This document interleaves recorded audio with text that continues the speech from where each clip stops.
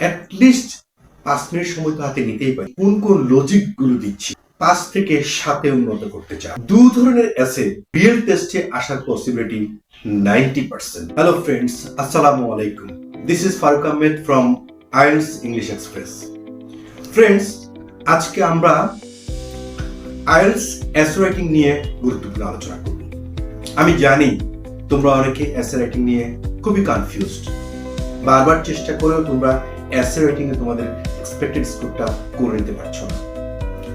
আমি বিশ্বাস করি এই ভিডিওটা দেখার পরে অবশ্যই তোমাদের এসে রাইটিং এর স্কোরটা উপরের দিকে উঠে যাবে ইনশাআল্লাহ। ঠিক আছে, তোমরা খুব মনোযোগ দিয়ে আমার কথাগুলো শোনো। ওকে, আর আমাদের এই ভিডিওটা মূলত তাদের জন্য যারা এসে রাইটিং এর স্কোরটাকে 5 থেকে 7-এ উন্নত করতে চায়। ঠিক আছে friends, okay, let's get started. এই ফাঁকিতে একটা কথা বলে রাখি ফ্রেন্ডস, যারা আমাদের চ্যানেলে একেবারে নতুন তারা অবশ্যই আমাদের চ্যানেলটা সাবস্ক্রাইব করে নিও। ওকে, সো এসে রাইটিং এর পূর্বে যে কথাগুলো না বললেই নয় সেগুলো জেনে নাও। এসে রাইটিং এর পূর্বে এটাকে আমরা ফ্রেম মেকিং টাইম বলি, অর্থাৎ এই সময়ে আমরা মাথাটাকে একেবারে কুল করে রাখবো, চিন্তা করব, অর্থাৎ কোশ্চেনটা ভালো করে পড়ব, কিওয়ার্ড গুলো আন্ডারলাইন করব এবং কোশ্চেনটা বুঝবো। ক্লিয়ার কনসেপ্টিভ, যেটাকে আমরা বলি ক্লিয়ার কনসেপ্ট। এবং ক্লিয়ার কনসেপ্টের পাশাপাশি আমরা এই সময়ের মধ্যে আইডিয়া জেনারেট করব। অর্থাৎ আমার এই এসে রাইটিং এর ক্ষেত্রে আমি অ্যাটলিস্ট 5 মিনিট সময় তো হাতে নিতেই পারি ফ্রেন্ডস। কোন কোন লজিক গুলো দিচ্ছি, কোন কোন এক্সাম্পলস গুলো দিচ্ছি সেগুলোতে ফোকাস করব, সেগুলোকে ক্লিয়ার একটা কনসেপ্টে নিয়ে আসবো। এটাকে আমরা এসে রাইটিং এর ক্ষেত্রে ফ্রেম মেকিং টাইম বলে থাকি। এই টাইমটা খুবই জরুরি। যারা এই ধরনের চিন্তা ভাবনাতে এখনো নাই, তোমরা এই টেকনিকটা অবলম্বন করতে পারো। এবং এই যে তোমার যে 5 মিনিট সময় নিলা ফ্রেম মেকিং টাইমের জন্য, এই টাইমটাতে তোমরা যে লজিক্স গুলো, যে এক্সাম্পলস গুলো তোমরা দিবা, সেগুলো অবশ্যই তোমরা টুকে নিতে পারো। ঠিক আছে? আচ্ছা, এরপর আমরা চলে যাব মূলত আমাদের যে এসে গুলো আমরা কিভাবে চিনব, কোন এসে এসেছে বা কি আসবে। ফ্রেন্ডস, তোমরা জানো যে এসে রাইটিং এর ক্ষেত্রে 5 টাইপস অফ এসে রয়েছে। তার মধ্যে নাম্বার 1 হচ্ছে কি opinion essay, number 2 discussion essay, number 3 advantages and disadvantages essay, number 4 problem solution অথবা কজ এন্ড ইফেক্ট এসে, এবং number 5 question based essay. Opinion essay চেনার উপায় হচ্ছে first of all agree and disagree. যখনই কোনো এসে শেষে do you agree or disagree থাকবে, তাহলে ডেফিনেটলি সেটা অপিনিয়ন টাইপস এসে হবে। এরপর কি থাকতে পারে অ্যাডভান্টেজেস আউটওয়াইড ডিসঅ্যাডভান্টেজেস। এই অ্যাডভান্টেজেস আউটওয়াইড ডিসঅ্যাডভান্টেজেস থাকলে তখনও আমরা বুঝবো যে এটা অপিনিয়ন টাইপস এসেই হবে। আচ্ছা, আর ডিসকাশন টাইপস এসে চেনার উপায় কি? ডিসকাশন টাইপস এসে চেনার উপায় হচ্ছে ডিসকাস বোথ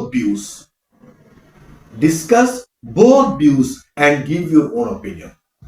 অর্থাৎ অপিনিয়নের সাথে তোমার অপিনিয়ন দিতেই বলবে এবং ডিসকাশনের সাথে তোমার অপিনিয়ন দিতে বলবে, কিন্তু পার্থক্য হচ্ছে কি discuss both views and give your opinion. আর অপিনিয়নের ক্ষেত্রে কি হচ্ছে তাহলে এগ্রি অর ডিসএগ্রি অথবা অ্যাডভান্টেজেস আউটওয়াইড ডিসঅ্যাডভান্টেজেস। ওকে, আর প্রবলেম সলিউশন যেটা আমরা তো ইজিলি এটা ক্যাচ করতে পারবো যে প্রবলেম গুলো কি এবং তার সম্ভাব্য সলিউশন গুলো কি হতে পারে, অথবা কজ গুলো কি, তার সম্ভাব্য ইফেক্ট গুলো কি হতে পারে, অ্যাডভান্টেজেস কি আর ডিসঅ্যাডভান্টেজেস কি, অ্যাডভান্টেজ ডিসঅ্যাডভান্টেজ এসের ক্ষেত্রে বলছি। আর question basis direct question, at least 2টা কোশ্চেন তো থাকতেই পারে এখানে। আচ্ছা, এর মধ্যে 5 ধরনের এসের মধ্যে 2 ধরনের এসে রিয়েল টেস্টে আসার পসিবিলিটি 90%। আর এই 2টা টাইপের প্রশ্ন কি কি? সেটা হচ্ছে অপিনিয়ন টাইপস এসে অ্যান্ড ডিসকাশন টাইপস এসে। বাকি এসেগুলো আসার পসিবিলিটি থাকে 10%। আচ্ছা, এবার আমরা কিভাবে এগুলোর ফ্রেম মেকিং করব সেটা নিয়ে ডিসকাশন করব, ক্লিয়ার কনসেপ্ট দিব। আমার প্রথম কথা হচ্ছে কি friends, weightful man, weightful sentences and weightful scores. Clear কথা। এই কথার অর্থ হচ্ছে যাদের লজিক গুলো, যাদের এক্সাম্পলস গুলো স্ট্রং হবে, ডেফিনেটলি তারা 7+ করবে, এর কোনো বিকল্পই নেই। এভারেজ স্টুডেন্টদের রাইটিং হবে এভারেজ লেখা, তাদের স্কোর হবে 6-এর নিচে, এটাই স্বাভাবিক। কিন্তু যারা এভারেজ স্টুডেন্টদের বাইরে চিন্তা করবে, যাদের চিন্তা চেতনা, যাদের লজিক, যাদের বুদ্ধিমত্তা অবশ্যই এভারেজের উপরে, সাধারণের চিন্তার বাইরে, তারাই তো 7+ পাবে, এটাই তো স্বাভাবিক। সো নিজেকে এভারেজের থেকে সরিয়ে নাও, একটু ডিফারেন্ট চিন্তা করো, তোমার লজিকটা, তোমার যে এক্সাম্পলটা একটু আলাদা হবে, অন্যদের থেকে আলাদা হবে, এইভাবে করে চিন্তা করো। রাইটিং এর মধ্যে আমরা যে যে জিনিসগুলো ইউজ করলে 7+ পেতে পারি সেগুলো নিয়ে কথা না বললে তো নয়। আমরা definitely complex sentence, compound sentence এবং কন্ডিশনাল সেন্টেন্স গুলো বেশি বেশি করে ব্যবহার করব। 3 প্রকার সেন্টেন্স, কি কি বলেছি? কমপ্লেক্স সেন্টেন্স, কম্পাউন্ড সেন্টেন্স এবং কন্ডিশনাল সেন্টেন্স। সিম্পল সেন্টেন্সে এসে রেটিং যারা করবে তারা তো 5, 5.5 পাবে, এটাই স্বাভাবিক, কিছু করার নেই। ঠিক আছে, এবার আমরা চলে যাচ্ছি মূল ফোকাস পয়েন্টে, অর্থাৎ আমার এসে এসেছে, অপিনিয়ন এসে, আমি সেটা কিভাবে ফ্রেম মেকিং করব। আমি ক্লিয়ার কনসেপ্ট দিয়ে দিচ্ছি ফ্রেন্ডস ফ্রেম মেকিং করার জন্য। আমাদের অপিনিয়ন এসের মধ্যে আমরা কয়টা প্যারা লিখতে হবে? অনেকে কনফিউজ যে আসলে প্যারা কয়টা হবে, অনেকে জানেই না যে কয় প্যারা লিখতে হবে, কি আসে কি বিষয়। ফ্রেন্ডস, যে লিখতে পারে তাকে আমরা লেখক বলি, কিন্তু এসে রাইটিং তো লেখক পরীক্ষা করার জন্য নয়। এটা যেহেতু একটা টিপস এবং ট্যাকটিক্স এর খেলা, এখানে অবশ্যই তোমাকে কিছু ক্রাইটেরিয়া মেনটেন করতে হবে এক্সামিনারকে প্লিজ করার জন্য। এই ক্রাইটেরিয়াগুলোর ভিতরে সবচেয়ে গুরুত্বপূর্ণ যেটা, সেটা হচ্ছে ফ্রেম মেকিং করা। অর্থাৎ এসেটার ভিতরে তুমি কি কি দিচ্ছ, কয়টা প্যারা দিচ্ছ, এই জিনিসগুলো মেনটেন করা। তাহলে ওপিনিয়ন এসের ভিতরে আমরা প্যারা দিব মোট 5টা। কয়টা প্যারা দিব ফ্রেন্ডস? 5টা প্যারা দিব। ফার্স্ট অফ অল ইন্ট্রোডাকশন প্যারা, সেকেন্ডলি আমরা দিব বডি প্যারা, থার্ডলি যেটা হচ্ছে কন্ট্রাস্টিং প্যারা বা যেটাকে আমরা বলে থাকি ব্যালেন্সিং প্যারা, 4 নম্বরে যেটা আমরা দিব সেটা হচ্ছে কনক্লুশন। তাহলে আমি 5টা প্যারা কেন বললাম? হ্যাঁ, 5টা প্যারা কেন বলছি সেটা কনফিউশন দূর করে দিচ্ছি। বডি প্যারাতে আমরা বডি লিখবো 2টা। কটা লিখবো?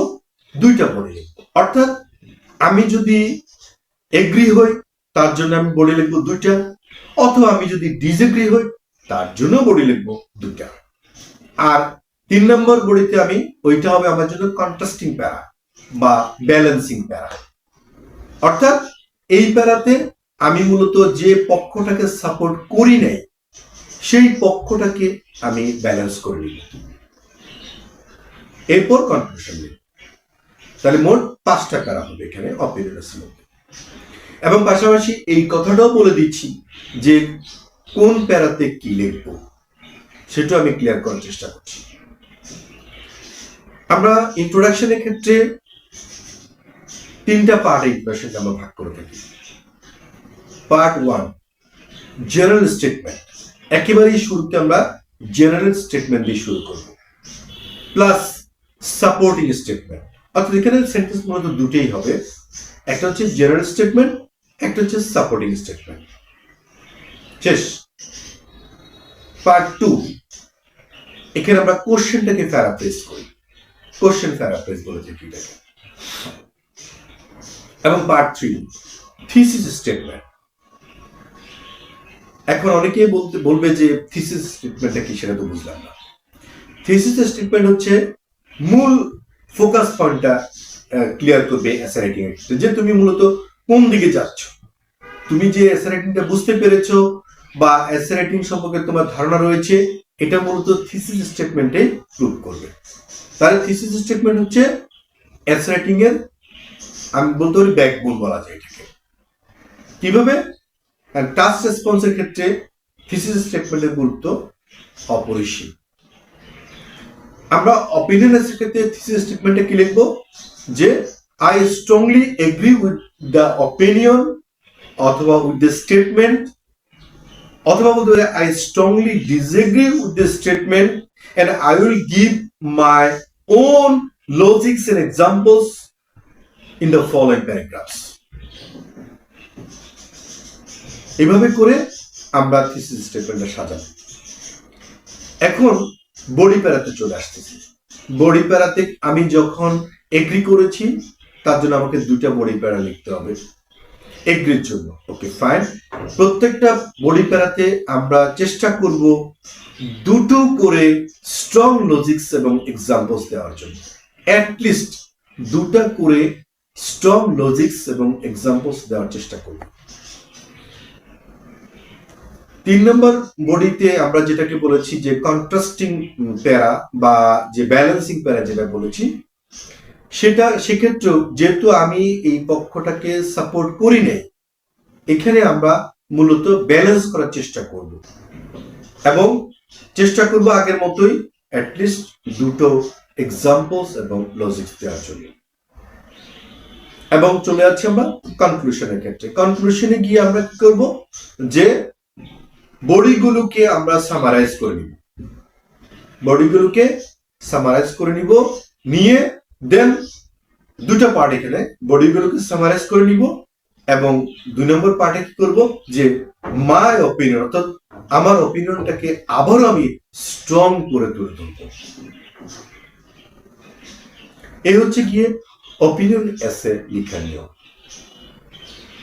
এবার যদি আমরা আলোচনা করি ডিসকাশন এসে কিভাবে লিখব বা এখানে বডি কয়টা হবে, সেক্ষেত্রে ক্লিয়ার কথা, ডিসকাশন এসের ক্ষেত্রে বডি হবে মোট 4টা।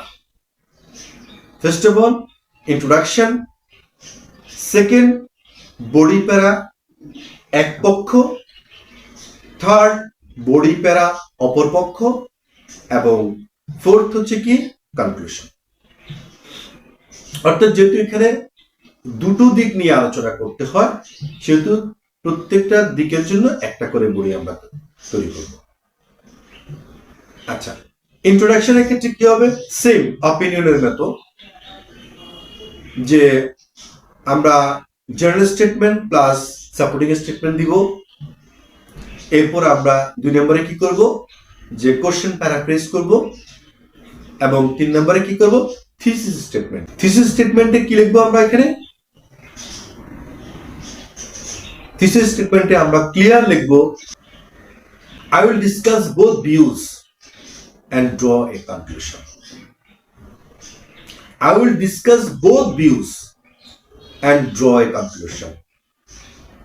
অর্থাৎ আমি ক্লিয়ার করে দিয়েছি যে এটা ডিসকাশন আছে, যেখানে আমি বোথ ভিউজ কে ডিসকাস করব এবং একটা কনক্লুশন দিব। এরপর কি হবে? বডি প্যারা 1, প্রথম স্টেটমেন্ট নিয়ে আমরা আলোচনা করছি। আমরা চেষ্টা করব অ্যাটলিস্ট দুটো স্ট্রং লজিক্স এবং এক্সাম্পলস দেওয়ার জন্য। বডি প্যারা 2, অপর স্টেটমেন্টটা আলোচনা করছি, সেখানে আমরা চেষ্টা করব অ্যাটলিস্ট দুটো এক্সাম্পলস এবং লজিক্স দেওয়ার জন্য। এবং সর্বশেষ আমরা চলে যাব কনক্লুশনে। কনক্লুশনে গিয়ে আমরা কি করব?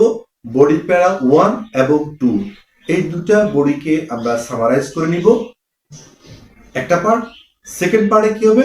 আমার ওপিনিয়নটা এখানে আমি এস্টাবলিশ করব। মনে রাখবে, ডিসকাশন এসের মধ্যে তোমার ওপিনিয়নের জন্য শুধু জায়গা হচ্ছে কনক্লুশনে। এর আগে কোথাও তোমার ওপিনিয়ন দেওয়ার কোনো সুযোগ নেই। ওকে ফ্রেন্ডস, আজকে এ পর্যন্তই। দেখা হবে পরবর্তী ভিডিওতে। ওই ভিডিওতে আমরা গুরুত্বপূর্ণ কোনো মডিউল নিয়ে আলোচনা করবো ইনশাল্লাহ। সে পর্যন্ত তোমরা সুস্থ থেকো, ভালো থেকো। আল্লাহ হাফেজ।